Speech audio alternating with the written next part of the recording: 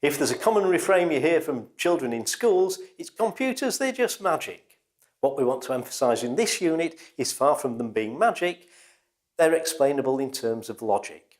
So this is a unit that explores the underlying logical principles on which all computational machines are built. And our starting point is the ideas of a 19th century mathematician, George Boole, who identified the fundamental constructs of logic and, or, and not. And we go on to show how these were developed by computer scientist Claude Shannon in the 20th century to build electrical circuits that could express those logical constructs. The second of the sessions, Adders and Ladders, looks at how we can combine these constructs into circuits that can do particular manipulations, ultimately building through encapsulation in ever larger chips a 4-bit adding circuit. If this sort of thing is new to you, there's a certain sense of empowerment in getting children to be able to create a circuit that will actually do something. It makes the connection between the abstract ideas and a concrete demonstration of how these are actually implemented.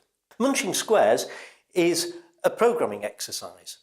It's a well-known display hack which involves the manipulation of pixels and an exciting animation which is based on bitwise operations. So we introduce in this session bitwise operations, binary representation, and ultimately how we might then develop this as a program. The focus is not on the programming language, but on the preparation for that. And our implementation might surprise you in that we use a common application, GameMaker, as a vehicle for then programming it.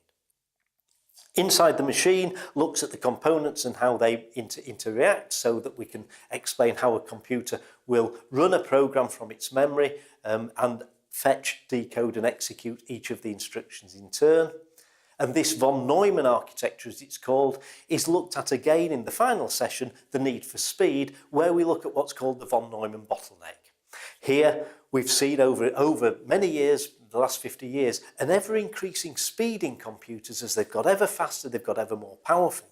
But that bottleneck has reached a limit. We can't go beyond the bottleneck, and in the last 10 years, new and innovative ways have been sought to address ways in which we can get more power out of our machines.